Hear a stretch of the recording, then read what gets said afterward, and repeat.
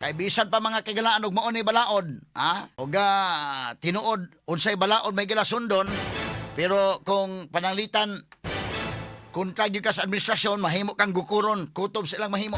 Straight to the point. Og moingon ka mahigala nga wa na foul na kayo. Gihimo na bitana ngadto sa amahan kay nga Presidente Rodrigo Duterte.